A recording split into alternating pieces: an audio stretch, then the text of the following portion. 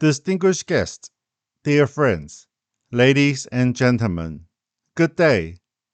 Today we are gathered online to recognize the importance of happiness by celebrating the International Day of Happiness, and to unite our strengths to create collective happiness for all of humanity. In the midst of the turmoil around the world, happiness may seem to be out of reach. However, this is a time to cherish what we have, to love and respect one another's rights, and to create opportunities for human happiness together. We should reevaluate the meaning of so-called progress or development for all things on earth, and prioritize the happiness and basic rights of all human beings on the basis of love, conscience, human rights, and humanity. When asked, what is happiness? Everyone's answer is different. Some people think that being well fed and sleeping well is happiness.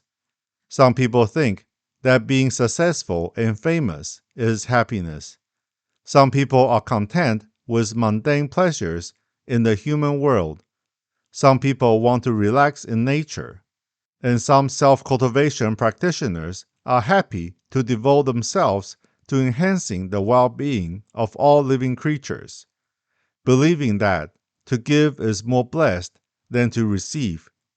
According to ancient Greek philosophers, happiness encompassed good virtues, the realization of human potential, and a good life.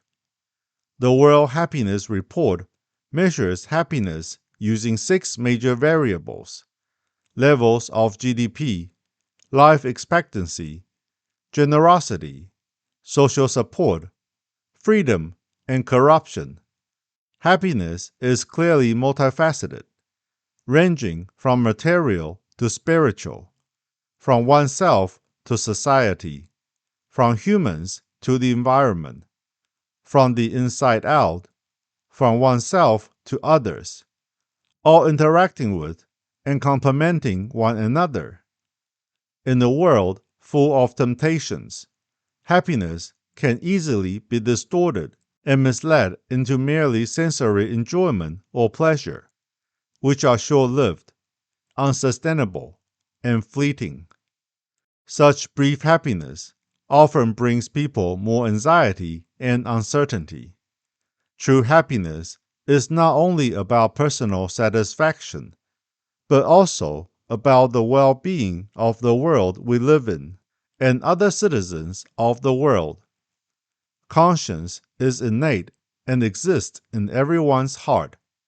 Only by following the guidance of their conscience can people truly connect with one another and the world with empathy, allowing them to cooperate and live together in harmony.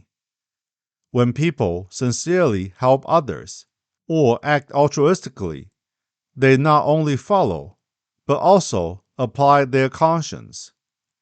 Conscience connects us with those around us, allowing us to care about, understand, tolerate, and trust one another, as well as become a positive force that supports one another.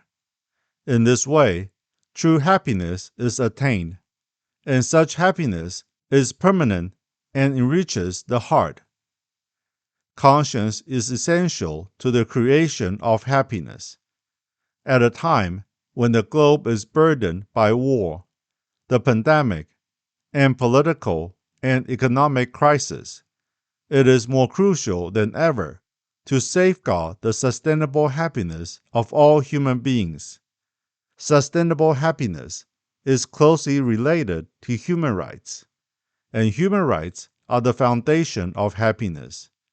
Human rights are not only basic respect for an individual's right to happiness, but also a prerequisite for social harmony and world peace. In annual World Happiness Reports since 2012, the 5 Nordic countries, Finland, Denmark, Norway, Sweden, and Iceland, have consistently ranked in the top 10.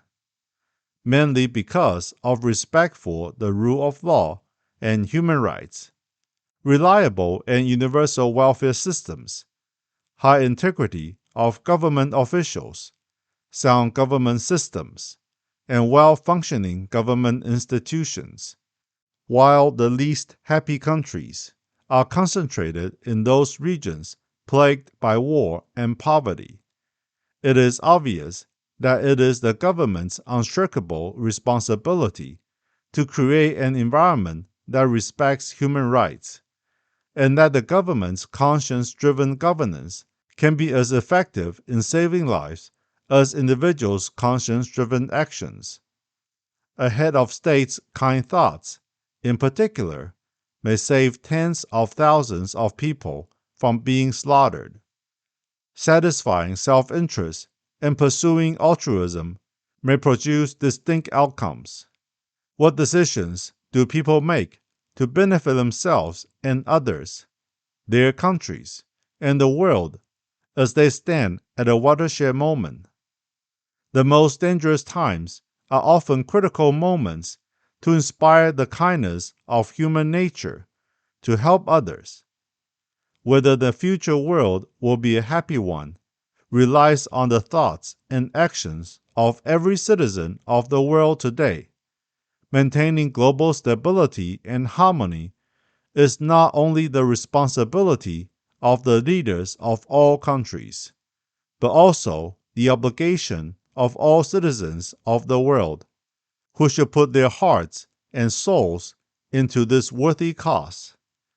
The International Day of Happiness reminds us to act with a humanitarian spirit and conscience, to spread true love, to eliminate chaos and comfort all living creatures with peaceful energy, to promote a culture of peace with love and conscience, and to help more people achieve sustainable happiness and stability. Let us all pray that both the pandemic and the war will end soon, so that everyone will smile. Let us work together for our collective safety, harmony, and happiness. May the world be blessed with sustainable development and lasting peace.